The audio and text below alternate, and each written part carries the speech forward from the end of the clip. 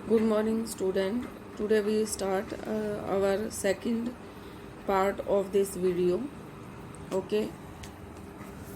First of all, गांव और जिला स्तर के शासन को स्थानीय शासन कहते हैं। स्थानीय शासन आम आदमी के सबसे अधिक नज़दीक का शासन है। स्थानीय शासन का विषय है आम नागरिक की समस्याएं और उसकी रोज़मर्रा की जिंदगी। स्थानीय शासन की मान्यता है। स्थानीय ज्ञान और स्थानीय हित लोकतांत्रिक फैसला लेने के लिए अनिवार्य घटक हैं। कारगर और जनहितकारी प्रशासन के लिए यह भी ज़रूरी है कि स्थानीय शासन का फ़ायदा है कि यह लोगों के लिए सबसे नज़दीक होता है। इस कारण उनकी समस्याओं का समाधान बहुत तेज़ी से और कम खर्चे में हो जाता है। स्टूडेंट्स, यहाँ मैं आपको बताना चाहूँगी कि हमारे यहाँ पर स्टेट लेवल पर और स्टेट लेवल होने के बावजूद, सेंट्रल लेवल होने के बावजूद हमें स्थानीय शासन की आवश्यकता क्यों है, क्यों हमें इसकी ज़रूरत महसूस हुई, क्यों हमें इस चीज़ का पता चला कि हम सभी लोगों को जो है एक समान तरीके से उनके लिए कार्य नहीं कर सकते हैं, उनको न्याय नहीं दिला सकते हैं। इसलिए प्राचीन समय से ही स्थानीय शासन व्यवस्था के हित में कार्य सरकारों के द्वारा किए जा रहे हैं। आपके संविधान के अकॉर्डिंग स्टेट लेवल और सेंट्रल लेवल की सरकार से कुछ अधिकार लेके स्थानीय शासन को दे दिए गए हैं, जिसके अंतर्गत इससे हमें जो लाभ प्राप्त होते हैं वो ये हैं कि स्थानीय शासन के अंतर्गत जो लोग होते हैं वो सबसे नज़दीक होते हैं स्थानीय शासन के, और आपके अपनी शासन व्यवस्था होती है, आपके पंचायत होता है, सरपंच होता है, और यहाँ पर आप अपनी समस्याओं को आसानी से लेके जा सकते हैं। डेली रूटीन की आपकी जो समस्याएं होती हैं, जैसे पानी की समस्या है, बिजली की समस्या है, सड़क की समस्या है, या गांव में कोई आपका किसी से झगड़ा हो गया है, तो आप ग्रामीण स्तर पर ही अपनी इन समस्याओं का निपटारा अच्छे तरीके से कर सकते हैं। दूसरा, मैंने आपको कल के वीडियो में उदाहरण बताया था गीता राठौड़ का। तो गीता राठौड़ ने अपने उसके द्वारा जो शक्तियाँ आप आम लोगों के द्वारा वोट के द्वारा इनको चुना गया था, और इन्होंने अपनी इस शक्ति के द्वारा गाँव की भलाई के लिए अनेक कार्य किए। गाँव में स्कूल बनवाया, पीने के पानी की व्यवस्था करवाई, गलियां जो हैं वो पक्की बनवाई, अस्पताल बनवाया। तो इस तरह से इन्होंने अपने पद पे रहते हुए गांव के विकास के लिए बहुत सारे काम किए, और वो सारे जो काम गीता राठौड़ के द्वारा किए गए वो सभी आप आम लोगों के लिए, जो गांव में रहने वाले लोग हैं, उनके लिए करवाए गए। तो इस तरह से जो स्थानीय सरकार है उसकी आवश्यकता होती है।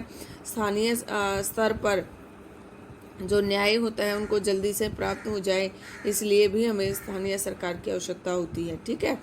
दूसरे, जो वेंगेवसल गांव की जो ज़मीन है उसका मैंने आपको उदाहरण बताया था कि किस तरह से जो तमिलनाडु की सरकार है वो ऑर्डर दे देती है वेंगेवसल गांव की ज़मीन का अधिग्रहण करने के लिए, लेकिन इस अधिग्रहण करने के समय में वेंगेवसल गांव की जो पंचायत है उसकी अनदेखी की गई है।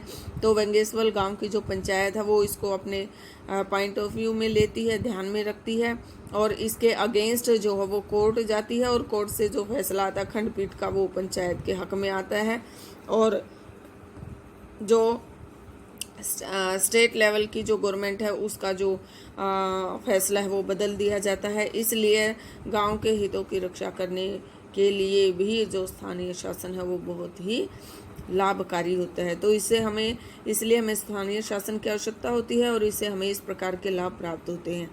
दूसरा है लोकतंत्र का मतलब है सार्थक भागीदारी। लोकतंत्र का रिश्ता जवाबदेही से भी है। जीवंत और मजबूत स्थानीय शासन सक्रिय भागीदारी और उद्देश्यपूर्ण जवाबदेही को सुनिश्चित करता है। जैसे गीता राठौड़ की कहानी के अंतर्गत आपने पढ़ा कि कैसे जो गीता राठौड़ है, एक बार जब उसको चुनाव में खड़ा किया जाता है तो वो अपनी सेवा भक्ति से गांव के लोगों के लिए इतने सारे काम करती है। दूसरी बार उसके कामों से प्रसन्न होकर गांव के जो लोग हैं उसे दोबारा से अपना जो सरपंच है वो नियुक्त कर लेते हैं। तो इस तरह से उसकी कुछ जिम्मेदारी हैं जिसका पालन उसने बहुत अच्छे तरीके से किया। दूसरा, वेंगेश्वर गांव की पंचायत ने अपनी जमीन पर अपना हक बनाई करने के लिए अथक प्रयास किया, लड़ाई लड़ी, कोर्ट तक गई। इस तरह से जो भी आपके काम होते हैं उसमें आपकी सकल भागीदारी होती है और उसका रक्षा करने का जो दायित्व होता है वो स्थानीय सरकार पर होता है, पंच और सरपंचों पर होता है। ठीक है। अब दूसरा है, जो काम स्थानीय स्तर पर किए जा सकते हैं वे काम स्थानीय लोगों, उनके नुमाइंदों के साथ ही होने चाहिए। लोकतंत्र के लिए जरूरी है कि जो स्थानीय शासन है वो क्या कर रहा है और क्या करने में नाकाम रहा है, ये सारी जानकारी जो आम लोग होते हैं वो ज़्यादा रख सकते हैं। ठीक है। और इसका सीधा असर जो है वो उसकी रोज़मर्रा ज़िंदगी से होता है, क्योंकि न तो वो स्टेट लेवल पर इतना पार्टिसिपेट करते हैं, ना ही वो सेंट्रल लेवल पर इतना पार्टिसिपेट करते हैं। वहाँ केवल वो जब वोट डालने का समय आता है वोट डालते हैं, लेकिन स्थानीय स्तर पर ये लोग जो हैं रोज़मर्रा की समस्याओं से और रोज़मर्रा की ज़िंदगी से गुफ्तगू करते हैं और एक दूसरे के टच में रहते हैं, एक दूसरे के सुख में और समस्याओं में सहभागी रहते हैं। इसीलिए हमारे यहाँ पर जो स्थानीय शासन है उसकी आवश्यकता होती है। आगे कल मैं आपको बताऊंगी, अगले पार्ट, इस वीडियो के पार्ट 3 में मैं आपको बताऊंगी कि जो स्थानीय शासन व्यवस्था है उसका विकास किस प्रकार हुआ है। क्या इसका विकास आज समय में, प्रेजेंट टाइम में जो आप देखते हैं यही है, या इससे पहले भी हमारे देश में जो इस तरह की व्यवस्था थी वो थी। ओके स्टूडेंट, कल फिर मिलते हैं और इसका अगला पार्ट आप देखते रहिए।